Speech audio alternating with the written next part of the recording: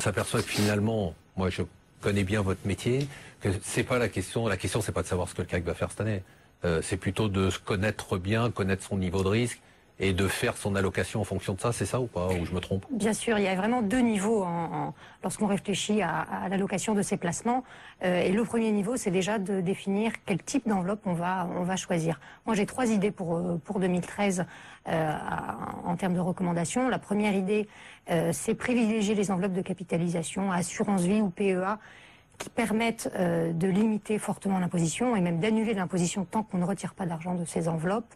Ça, c'est pour les gens qui ont de l'argent, enfin... Qui sont imposés. Qui sont imposés et qui sont prêts à laisser l'argent un peu dormant, qui va travailler mais qui ne vont pas retirer pendant quelque temps. Voilà, c'est d'où l'expression de capitalisation. D'accord. Absolument.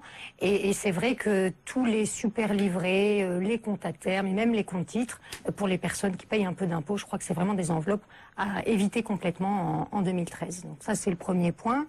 Le second point, c'est l'immobilier. Je crois que l'immobilier de rendement... Encore avec emprunt en particulier, avec les taux très bas qu'on a aujourd'hui, ça reste encore une bonne idée. Vous n'avez pas peur d'être actif immobilier? Pour l'immobilier de rendement, donc en particulier l'immobilier professionnel, donc boutique, bureau, qui génère un rendement assez intéressant, on a encore un écart avec les taux d'emprunt qui est significatif, qui laisse une marge. Et puis bien sûr, on ne fait pas ça sur une très courte durée, il faut faire ça sur longue période. Donc même si on a pas une forte valorisation, en tout cas tout de suite, on a le temps. Voilà. Et puis troisième idée, eh bien c'est toujours la retraite, d'autant qu'on a des avantages fiscaux intéressants, puisque tout ce qu'on peut placer dans ce type de produit, c'est déductible du revenu, et je crois que ça reste un gros sujet patrimonial. Ça va le devenir, on rappelle qu'il y a le rapport de la commission d'orientation des retraites qui sort le 22 janvier, et ça va être assez chaud.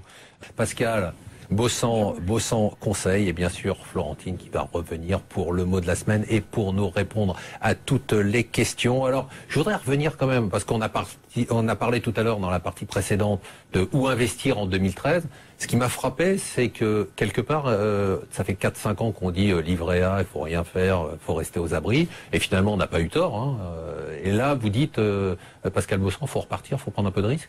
Oui, c'est vrai que nous on écoute les avis des différents gérants avec lesquels on travaille, qu'on a l'habitude de conseiller, et c'est vrai que là pour le coup on a une certaine unanimité à la fois sur les actions européennes et sur les actions émergentes. Donc si on veut le faire de manière prudente, on peut revenir sur les actions via des fonds flexibles où le gérant pourrait être très réactif. Donc c'est pas 100% de risque, c'est des gens confier de l'argent. On rappelle, les fonds flexibles, on confie de l'argent à des gérants qui eux-mêmes font une allocation, c'est ça? Voilà, mais en tout cas ces gérants aujourd'hui de fonds flexibles sont plutôt optimistes. Mais c'est bien, enfin, c'est un changement, c'est peut-être pour ça qu'on a cette ambiance qui est un peu moins morose. Alors on va pour les questions. Je projette de vendre cette année un appartement sur lequel je devrais avoir une plus-value de 120 000 euros. Bravo monsieur ou madame, c'est formidable. Vais-je être concerné par l'abattement de 20% sur l'impôt sur les plus-values? Sandrine. Alors c'est une bonne question. L'abattement de 20%, effectivement, il avait été voté dans la loi de finances. Et puis ça fait partie des mesures qui ont été retoquées par le Conseil constitutionnel. Alors c'est pas cette mesure exactement qui a été retoquée, mais en attendant, toute la mesure est partie à la poubelle, et avec les 20% d'abattement. En revanche, il y a un impôt supplémentaire exceptionnel sur les plus-values dépassant 50 000 euros. Donc là, puisqu'on est à 120, on dépasse, qui va être de 3%. Alors c'est un impôt qui est progressif, ça dépend du montant de la plus-value. Là, en l'espèce, c'est 3% qui vont s'ajouter à la plus-value normale. Donc mauvaise nouvelle, pas d'abattement de 20%. Bon, ça c'est pas très sympa de votre part. Non. Autre question, alors lui, il débarque d'une autre planète, à moins que ce soit Liliane Bettencourt, qui a un peu perdu la tête. Comment savoir si je suis soumis à l'ISF? Alors, j'ai 50 millions et je ne sais pas du tout si je dois payer quelque chose. J'étais pas au courant. La question se pose sans doute pour quelqu'un qui est peut-être à la limite du seuil. Donc cette année, le seuil, au 1er janvier 2013, il est de 1,3 million. Et en fait, pour savoir comment, si on y est soumis, on fait l'addition de tout son patrimoine, on retire le passif, c'est-à-dire l'ensemble des dettes que l'on a. On n'oublie pas l'abattement de 30% sur la résidence principale. Et il faut dire on rappelle, parce que les gens l'oublient ou veulent l'oublier, on met la résidence principale. Voilà. Donc moins 30%. Moins 30%. On enlève le capital restant du prêt s'il y en a un. Et au final, on voit le total de la totalité de son. Et il y a l'outil de travail si on est par exemple entrepreneur? Alors, il y a un certain nombre de conditions d'exonération. D'accord, on ne va pas revenir là-dessus, c'est trop compliqué. Je vais vendre ma résidence principale, la plus-value est-elle exonérée d'impôt, Pascal? Oui. Oui, oui, elle l'est toujours. Ça fait partie des rares niches d'exonération. Ça aurait pu ne pas être le cas, mais aujourd'hui, je vends ma résidence principale, quel que soit le montant de ma plus-value, même si elle est considérable, eh bien, je ne paierai 0 impôt. Alors, Florentine, c'est la période des rendements pour les compagnies d'assurance vie. Quel est le rendement moyen de l'assurance vie en 2012? Il y a un rendement moyen ou c'est chaque compagnie d'assurance? Oui.